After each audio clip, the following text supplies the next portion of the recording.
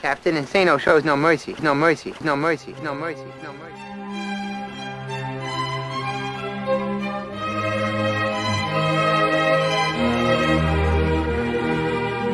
Straight cash, homie. Yeah, it's gonna be a long day. It's gonna be a long day for your ass, boy. All right, guys, welcome back to the All Day Football Show. I'm Ivan Vargas. It's halftime of Bears and Browns, and also Titans and Colts. Where do you want to start, Marco? Do you want to start with your game? Let's start with my game. Let's start with my game because, we talked about it earlier. I talked about it this week. Who's going to call the plays for Justin Fields? Yes. Who's going to draw up the offense for Justin Fields? What offense will we see with Justin Fields? And right now, it's an offense that can't block. Right, the line can't. They're having trouble with this defensive front of the Cleveland Browns. You have Justin Fields standing in the pocket for way too long. He's holding on to the ball for way too long. You need to get him. You need to start moving that pocket. I'm not talking about having Justin Fields run, but you need to get a moving pocket going. There's been little success with the run. It's been very predictable. You're running on first down. You're running on second down, and then maybe you get lucky on third.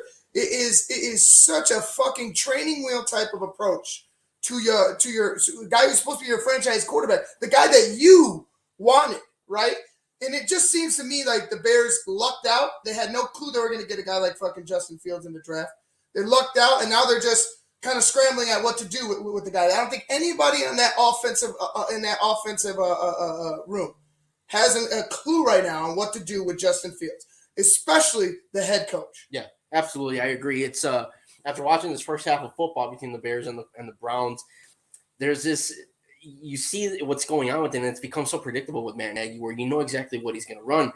With a talented athlete such as Justin Fields, he's struggling right now. And you can tell he's struggling just because you already know what's coming. Mm-hmm. With a quarterback of his knowledge and what he's able to accomplish, I think he should have, he should definitely have the opportunities to, create plays at least, or ask for the most out of him. But with Matt Nagy, you're being way too preservative for a guy you're already hoping to for him to learn the game, hoping for him to learn the playbook, and it's just way too preservative right now for the Chicago Bears in that play calling. Yeah, and I want more. Go downfield. There's no downfield attack.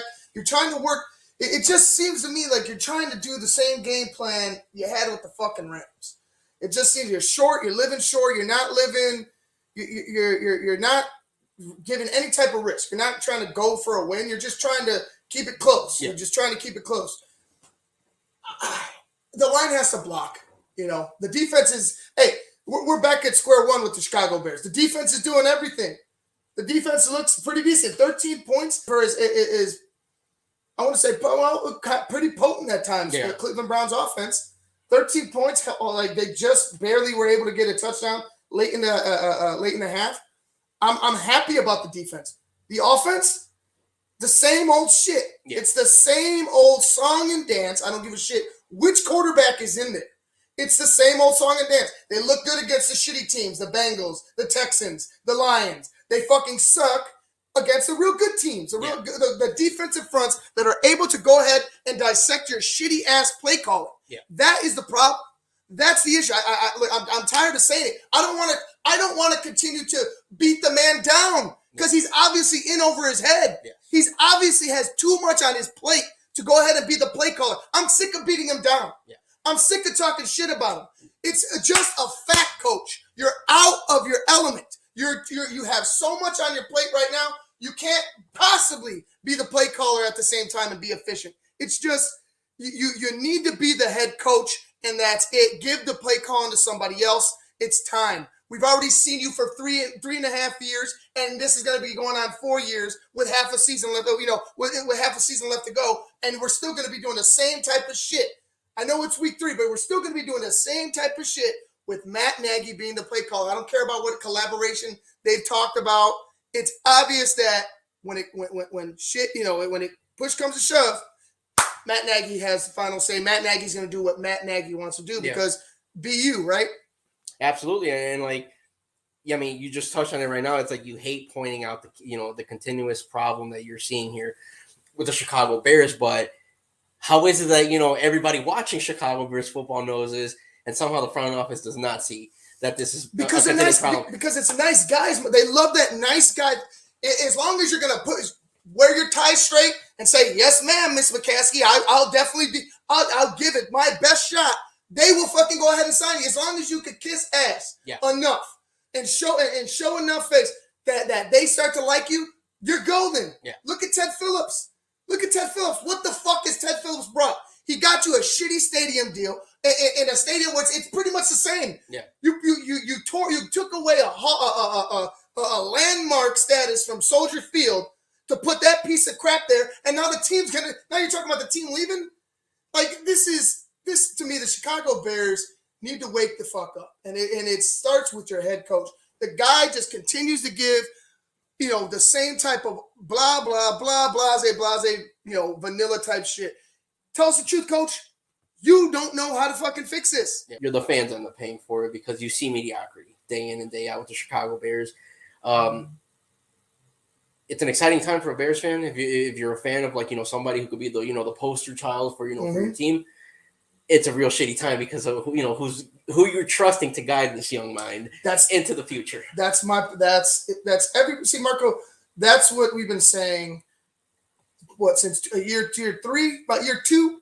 I was off of Matt Nagy year 2 against the Broncos. I believe it was year 2 against the Broncos. It didn't set well with me. His play calling wasn't looking right. He wasn't using David Montgomery after he talked him up. And he still isn't. I mean, this year's been a little better. I'll give him that credit. This year, with using David has been a little better. Although today, David only has 7 carries off 26 yards. That defensive front, you got to give him credit, though. I don't want them to stray away from that. But if you're not going to go ahead, if you're not going to run the ball, and you're going to be very conservative passing the ball, how are you going to score points? Yes. How are you going to score points? How are you going to give them any type of off balance? Like how are you going to get them off balance? How are you going to keep them on your toes when they know they bottled up David? You're not giving Justin. First of all, Justin doesn't have the time to go ahead and look downfield and pass. 2, you're not giving him the opportunity to. Yeah. So it's, I knew there was going to be growing pains. I'm not upset with Justin being in there. Like it's not. I'm upset with how the Bears players are performing. It's upset that you see the talent on the field and you just wish that they were being put in the right places. Yeah. You just wish that the coach was giving as much as the players are giving out on the football field. Because, honestly, you're going into the third quarter down 7. I remember the Shoops years, the John Shoop years. I remember, Trustman. I remember when you couldn't buy a touchdown for a couple weeks with the Chicago Bears, and Josh had mentioned, earlier. Josh Ward, our buddy, had mentioned earlier in one of the texts that Andy has one more touchdown than Justin Fields. Andy only has 1 touchdown this year. That's why he has one more than he only has 1 touchdown this year. So the more I watch this offense, the more it just looks like the offenses of old, and we just keep getting the same type of crap with a different label on it. Yeah. Every single time we get the offensive minds involved. And I mean, the concerning part about today's game with the Chicago Bears is, if you're looking at it from a scoring standpoint, you like where the Bears are at right now. At halftime, you're down by 1 possession. Hey, good. Your defense definitely, stepping up to the plate, getting the job done. But here's the problem, though. That 1 possession might be the difference maker because your offense is clearly not generating enough to stay in the ballgame. Absolutely. You saw how pumped the Browns were after that touchdown. They know they had, 4 opportunities, really, I would say, to come out with points. They should have been up 9-3 before that touchdown. Yeah. At the very least, 9-3 before that touchdown. They know that if they could wear out that defense, ball game, dog. Yeah. Ball game, dog. Absolutely. They know what's coming in that offense. It doesn't matter if Justin Fields is back there. It doesn't matter if Andy Dalton's back there. It doesn't matter who you put back there.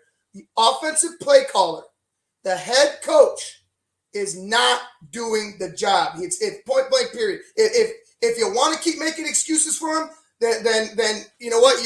You might as well accept that we're going to have another losing season. You might as well accept that Justin's progression as a quarterback is going to flutter, right? It's going to sputter.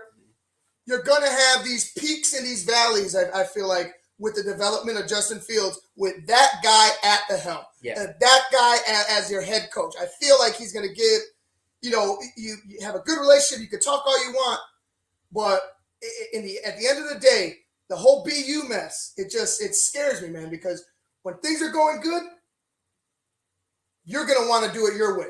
Yeah. You're going to want to win it your way instead of just winning, right? Instead of just finding a way to win. And you can't trust a guy like that. I don't trust Matt Nagy. Going into this half, you got to find a way to get that run go. You got to wear out that defense enough to at least get Justin Fields the opportunity to run a play action pass, maybe get something big downfield. You got to be able to establish the run a little bit more. And then you got to take some shots. Yeah, I mean, you got to take shots. I mean, and just to put the signature on this conversation, Justin Fields at the moment at halftime, 3 for 4. Say again. 3 for 4, 29 yards. 3 for 4, 20. So, he's passed 4 times. So you finally got the Ferrari you've been wanting to show off, and you're only just taking a trip down the block. He's talked about you're taking a stroll around the block. He talked about it this week. We're so shocked. We're so surprised how well Justin's doing with the ones. We didn't know he could do that. Like, you motherfucker. The fans, the media around the national, we're all like, why isn't he getting any type of reps? Yeah. We know Andy's the starter, but why is he getting any type of reps? Any type of reps. Well, lo and behold, he gets some reps and he fucking does things that the coaches have never seen. Yeah. So now you got a guy that has uber talent, that you have talent that's untapped. And you have no clue on how to use it. You still have no clue on how to use it because the game plan right now, just like in games before, is trash. Yeah. And it's trash with the guy that's supposed to be your future and your best asset on the field. And that's just, it's sad. It's the same old story for me. Let's go ahead and get to the score so we can get back to the game. I know I talked way too much about Justin Fields and about Matt Nagy, but let's go ahead and get to some scores around the league. Yeah, Titans are up right now, 14-10 on the Indianapolis Colts. Good start for Derrick Henry in the first half, 70 yards, 16 carries. Ryan Tannehill, 129 yards at halftime. Wentz has 7 to 12, 67 yards. Yep, it's definitely a big, the better that Tennessee has looked in the first half, the first 3 weeks of football.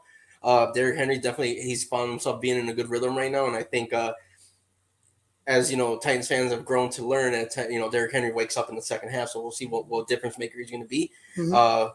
I like it. I like how the Tennessee Titans look right now on offense. They're doing some work on defense, but that's with the score right now. So it's going to be a dogfight with the Colts. Yeah, it's going to be a dogfight. You had mentioned it earlier. You have to beat Indianapolis to win that division. Yeah. You're not worried about Houston or Jacksonville as of now. So as a Titans fan, it's going to come down to those two. Yeah. It's going to come down to those two. This is just game one. And right now, the Tennessee is doing a decent job. Like you said, Henry does pick it up in the second half. But I want to see, Henry, he's got 16 carries already in the first half. And you're just like, man, how can I get that kind of production? Like, how can I get that for David? You know what I mean? First, I would love that Titans O-line, but how do I get that for David? Like someone give David some touches like that. But no, go ahead. Oh no, that's pretty much that sums up the first half for the Colts Titans game. The Colts Titans. Yeah. All right, getting a couple of scores around the league as this thing loads up, taking forever. Atlanta up 7-6 over New York. The New York Giants. The LA Chargers up 14-3 over the Kansas City Chiefs. Cincinnati up 14-7 over Pittsburgh. Detroit is down 10-0 against Baltimore. New Orleans up 14-3. Jameis, the Cyclops. Yeah. Jameis, as soon as he got that LASIK, man, Jameis started seeing things. Last week was a forgettable one. Yeah, but he's not looking bad this week. Arizona down 13-7 against Jacksonville. Buffalo is up 27-14 against the Washington football team, and then we have Denver and New York and Vegas and Miami a little later. But all right, guys, we're gonna go ahead and wrap things up right here for the half. If you want to know what I want to see more. I want to see fucking more. More is what I want to see, because whatever that was, that training wheels BS, it just doesn't look good at the end of the day to the head coach. And I don't know how he continues to escape. He continues to Houdini his way out of this shit. But, you have Justin in there now. He might be in there for an extended amount of weeks. You can't hide from this. Yeah. You can't hide from this. All right, guys, wraps things up for us here at halftime. 10-3, Cleveland over Chicago. We're going to go ahead and get to that right now. Looks like Justin has the ball on the 20. Let's see the first play. Why not?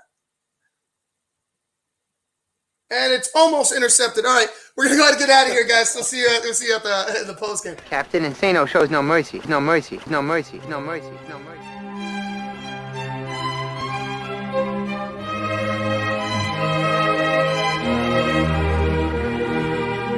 Straight cash, homie.